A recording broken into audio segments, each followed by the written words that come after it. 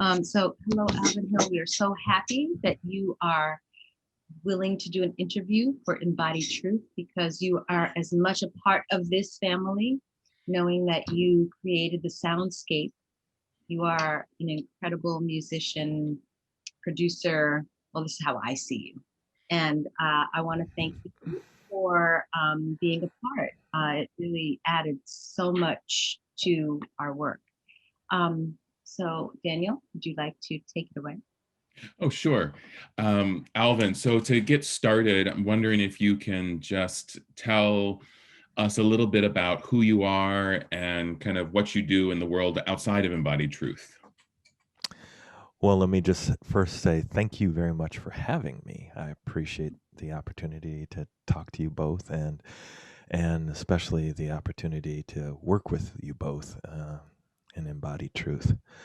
Um, so, a little bit about myself. I'm a DJ, and that's the one thing that I think I always identify with, and I think most of my creative process has grown out of being a DJ. And I think of myself as a technology based artist that uses sound and visuals to communicate. And sometimes it's just sound, sometimes it's just visuals, but a lot of times it all works together. I grew up studying classical music, violin and piano. I became fascinated with electronic things um, in high school, and it's just really taken off from there. Um, yeah, and I also am fortunate to be able to um, share what I do with young people through teaching and education.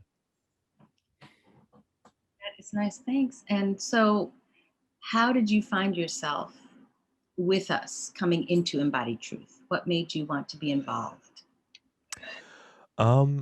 I so um, being an artist and having children um, is challenging. Both my wife and I are both uh, musical, and we have a 6-year-old, and it's always very challenging to balance both of those. And it was exciting that this project was being sort of built around that dynamic of being a creative parent. Yeah. Great. So kind of directly kind of following up on that and kind of broadening this out a little bit. So could you just talk a little bit about some of the challenges that you have just being a parent? Just being a parent or being a parent and creative. You can take it either way. Yeah. Um, I think that parenting is always challenging. um, it your time changes, and it's not quite your own anymore. You have somebody else who's in almost any relationship will cause that, but it's acute, I think, when you have a child, and um, you know their demands on your time are very different, and it's a wonderful experience to be in that time with them, because the way that they see time is very different. And I'm already a time challenged individual. I think I feel time differently than the average person. um, I'm also dyslexic, and I've recently read some stuff on dyslexia that says this is something that a lot of dyslexics experience. I read it and I was like, wow, they're talking about me. Um, but um, so, trying to go back to the challenge, I think the time is the most challenging thing, because I think I very easily get lost in child time because of my own time things. And, I can look up at the clock and be, oh my gosh, I have to make dinner, or oh my gosh, we have to get out of the house, or, so I think the time is my biggest challenge, but at the same time, my biggest joy, because I like being lost in time. And yeah. Beautiful thing though, being lost in time and lost in that time with your child. Those are precious moments. So this is a big one. You Yep. ready? Yep. How do race and gender inform and affect your choices as a parent?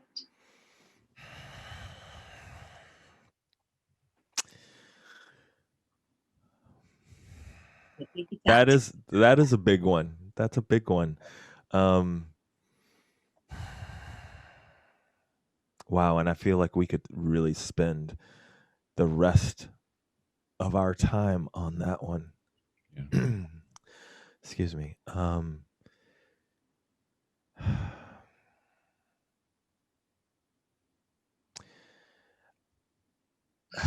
Wow, that's hard to know where to start with that one. But I think that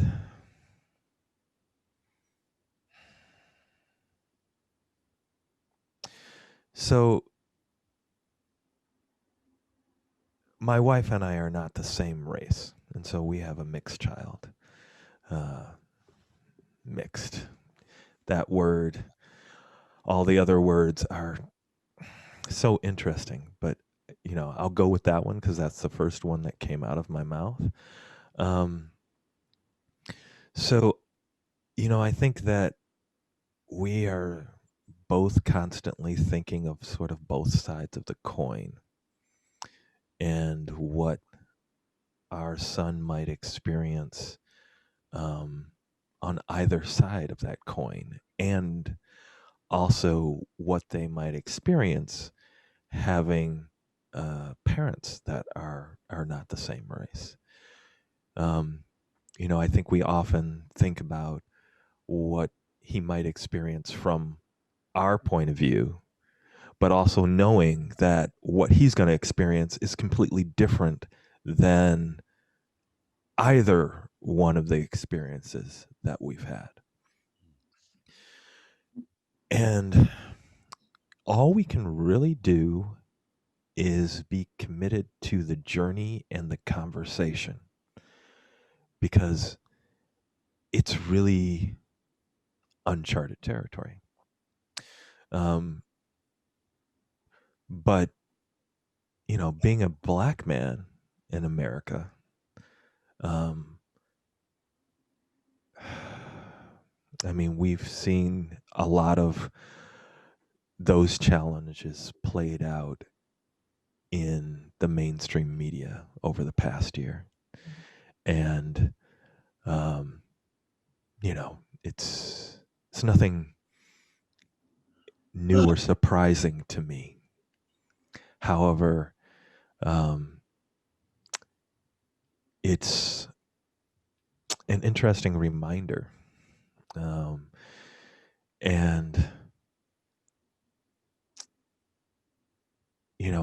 I think about, he's 6.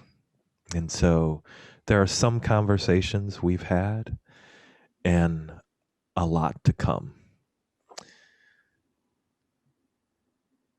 Gender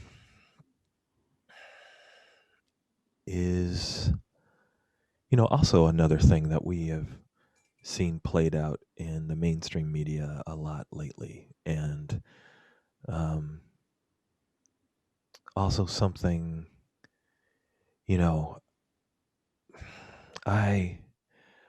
my father's no longer alive, but he was the most incredible man I've ever known.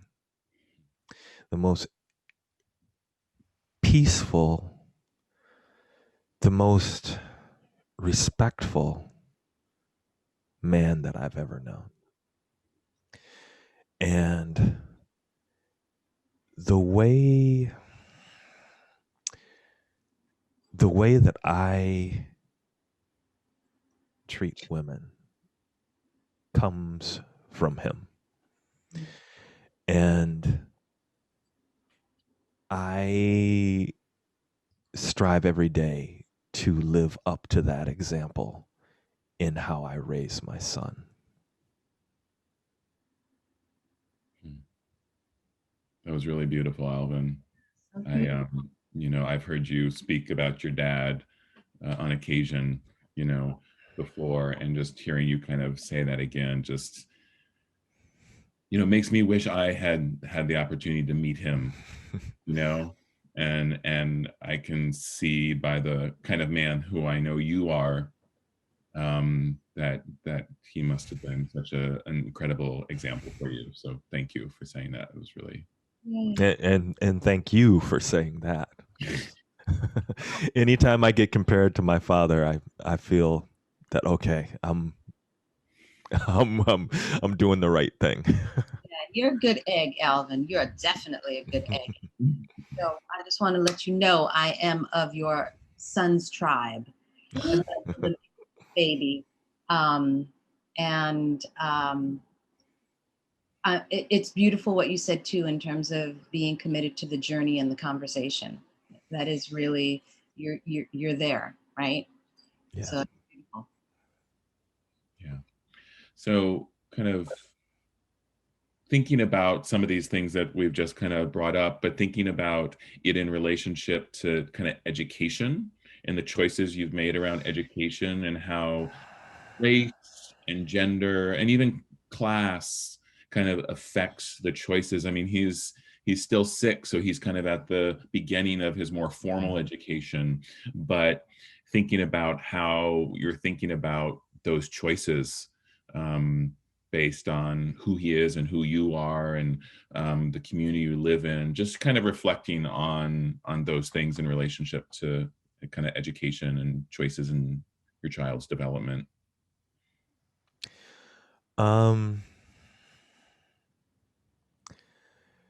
So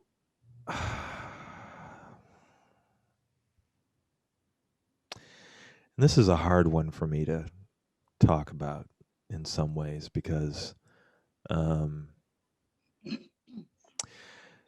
so I grew up in Detroit, and my dad was a principal in the Detroit school system, and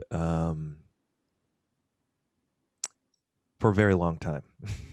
And he chose not to send me to Detroit schools. And I spent a lot of time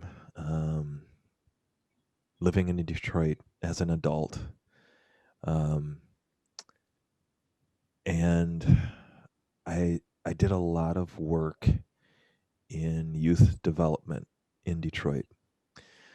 I also, was involved in a lot of grassroots organizations, Detroit Summer being one of them, which was started by Grace Lee Boggs, and a group of other wonderful folks. And I got to see the Detroit educational system not only through the eyes of my dad, but also, as an adult working in the places that I worked. Saw a lot of young people that came through that system or were in the midst of going through that system. And at the end of the day, when I thought about sending a child of mine to that system, into that system, in the state that it was in most recently, I could not imagine sending my son into that system. And that was really hard, because I felt really committed to Detroit. And I have to admit that in some ways, I feel as if I deserted Detroit. But once again, at the end of the day, I made that hard decision to move from Detroit to Ann Arbor because both my wife and I were committed to public education. And we felt as if we needed to come here to Ann Arbor, where she grew up, to find an educational system that we felt would do right by our son.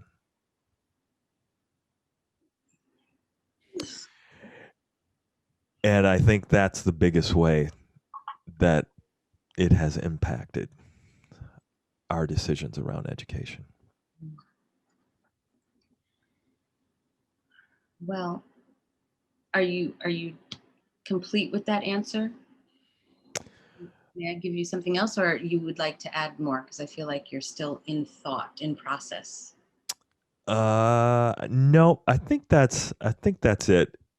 A lot of times when I'm answering questions, I get a little lost. So if I didn't grab everything that No, that you're you asked in that question, you are not lost. You are. Okay. You know, it is, I don't know how to say it, but just that, yes, of course you want the best for your child. So I understand that dilemma of you being committed to Detroit, and yet you're taking your son away from what you've been working on so hard to. So it's hard. I get it. So here's another interesting. I'm very excited to hear how you will answer this. If you could put your parenting approach or experience into one word, what would it be?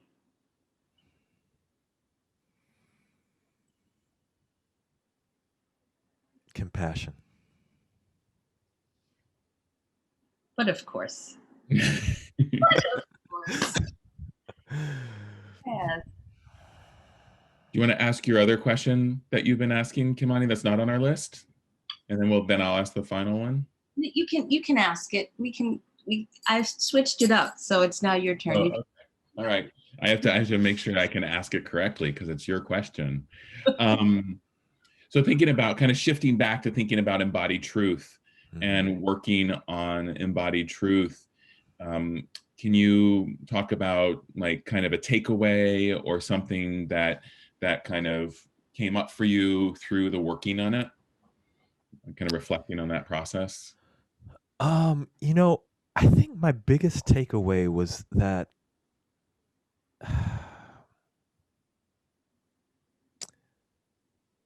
I'm not alone in this struggle to be an artist and a parent.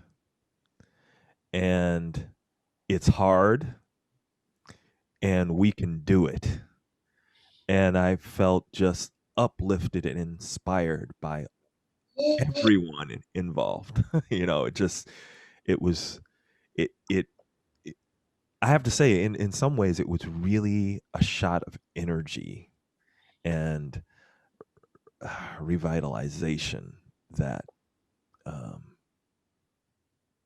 I really needed, especially, we're all facing these challenges as parents and as artists, but you add COVID on top of that, and a lot of other things that we've been facing in the world over this past year, and it was just draining. It was just like, it was just and so yeah, it was just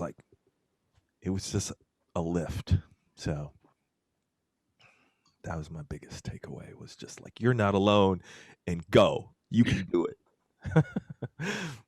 Well, I hope this means that we get to work together again, because Yes.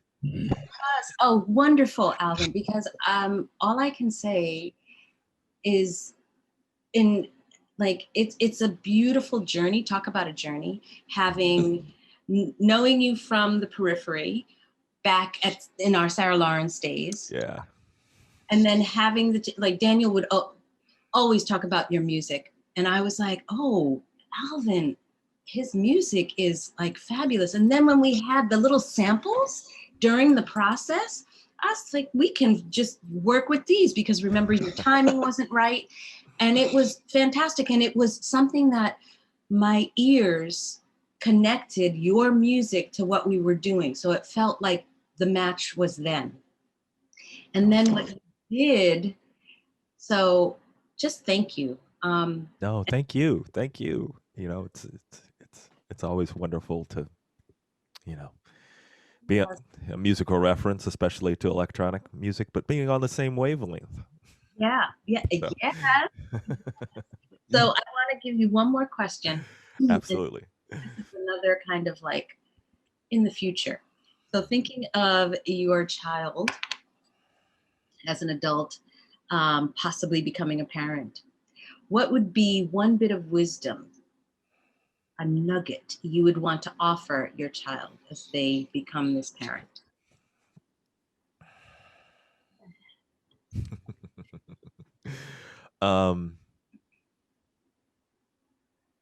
Does it have to be one nugget? No, it could be 2 nuggets. It could be 3. You go for it. Okay. However many nuggets you got.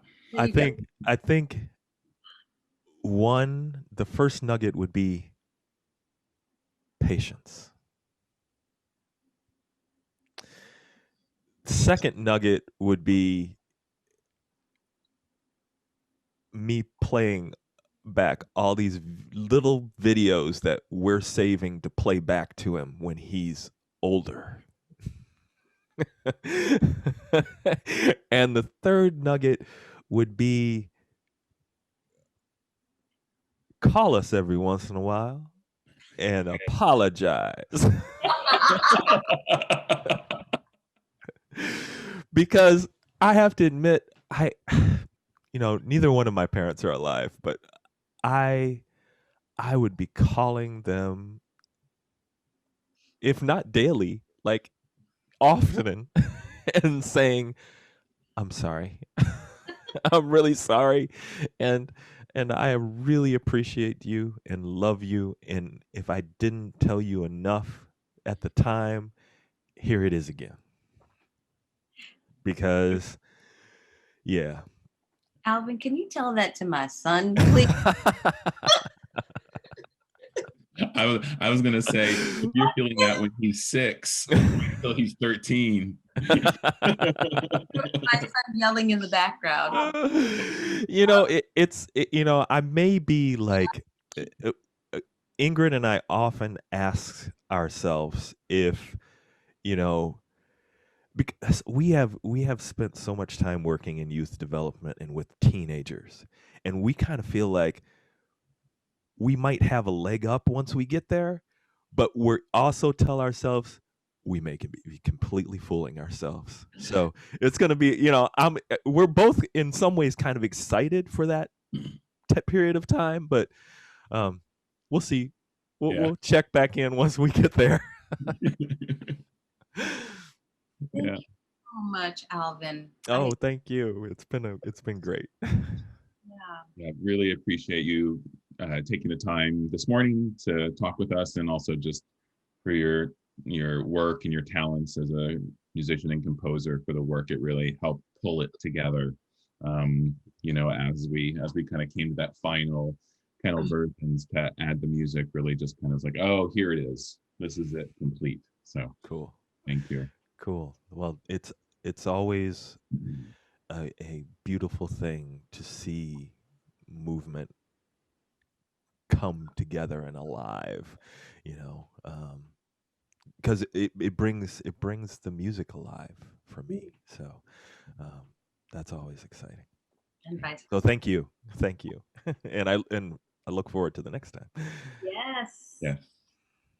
You and the family now, Alvin. That's right. Right on. All right, Alvin. Thanks a lot and have a great day. Thanks, you too.